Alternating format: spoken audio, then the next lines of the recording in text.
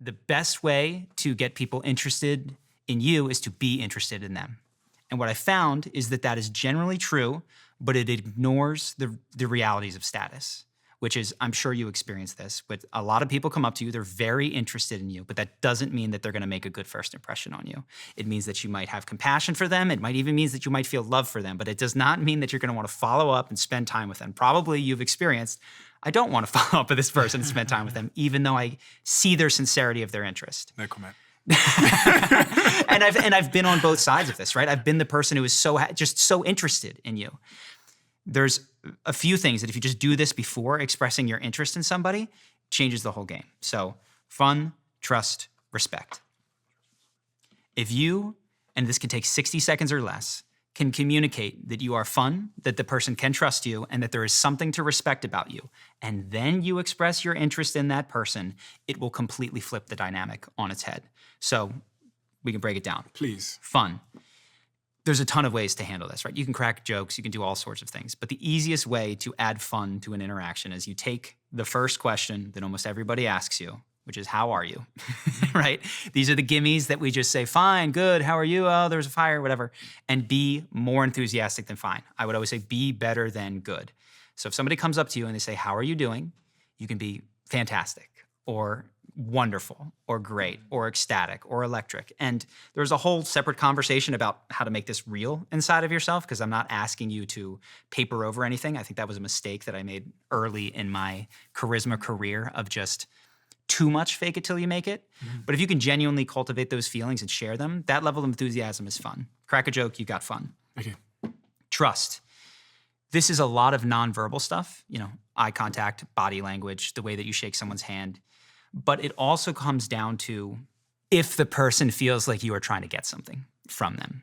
And there's a number of things that tip us off to this, but one of these is when you over-qualify yourself, which is in direct competition with this need to establish yourself, right? So there's these, we want to establish that we're interesting people, we have things going on that you might want to connect with, but if we drift over into name dropping and selling, we're going to alienate the trust. So the place that I focus most on with people is, in most places that I've been, how are you, where are you from, what do you do, are like three of the most basic questions. Go to a college campus, it's what's your major? We all have these, and you can think of them now if you're in the audience. We have these things that we hear all the time, and we probably have habitual answers to them. Yes. And these habitual answers are usually not great. Yes, mine is so bad. Yeah. Yeah, I just remembered mine actually. People come up to me and they say, God, you've been so busy. And then I'll say something like, yeah, always. And then the conversation's over. Yeah. They've got nothing to hook you to or hook onto there. So you're able to get away with that. And one of the things that people do is they build a tremendous amount of competence and power. And then all of a sudden you can drop this to a degree because people are still interested because they know you from Dragon's Den or some other things. Yeah. But if you're out there and you don't have that yet, like I didn't when I was 19 and 20, or you just want to have more engaging conversations and you want to bring in people that you genuinely connect with, reverse engineer the conversation that you would like to have. So I have 6 charismatic mindsets that I think about. One of them is go there first in humanizing the interaction. And so this can mean if you're in a group of people that are all really stiff and nervous because they don't know if it's okay, crack the first joke, be vulnerable first, give the first compliment, like lead the interaction in the way you want to go, because that's what everybody wants. Like we don't want to be suits. We don't want to be roles in a company. We want to be humans. And that stuff is, everybody wants that. And whoever goes first becomes the leader. Okay. So in your interactions, you're getting asked, are you busy?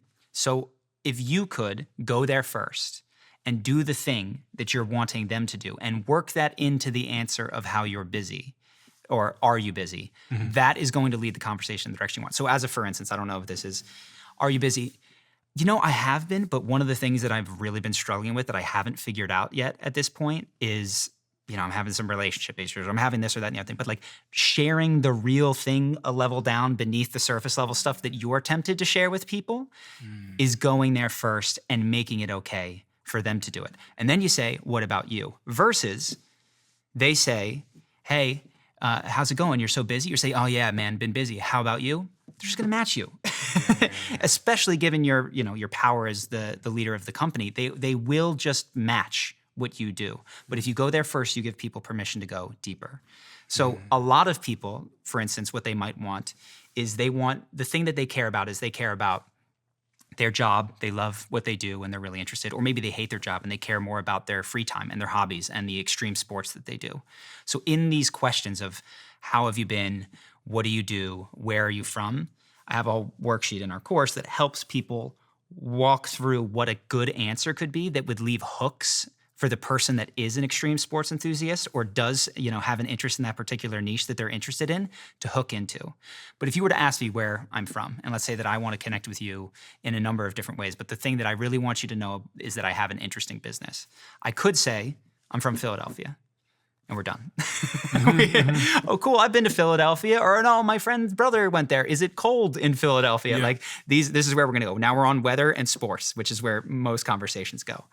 But if I say, I grew up in Philadelphia, but I never really fit in there. Like a lot of the people in that area wind up spending their whole lives within 20 minutes of where they were born. And so I traveled throughout my 20s and lived a bunch of places, but I now live in LA just because it's the right place for my business. And I end there.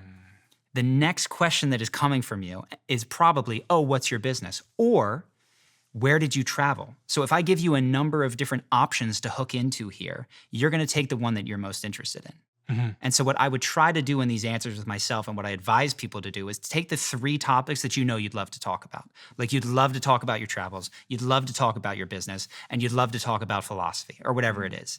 And find a way to just leave little crumbs in these common answers that give the right person the invitation to talk to you about that thing. And this is something that I found really small talk can suck. It's very draining to sit here and how much more can I say about the weather or local sports team? I can't keep doing it. Yeah. But when you do these sorts of things, it opens up the opportunity for connection so much more quickly in interaction. Can I ask a favor? Please, can you hit the subscribe button? If you've watched more than one before, how about that? If you've watched more than one, first one free, buy one, get one free. The second one, I'm going to have to ask you to subscribe. If this is the first time you've seen a clip on this channel, move along. You don't need to subscribe. But if you've seen one before, please do me a favor, help a guy out, hit the subscribe button. Thank you so much.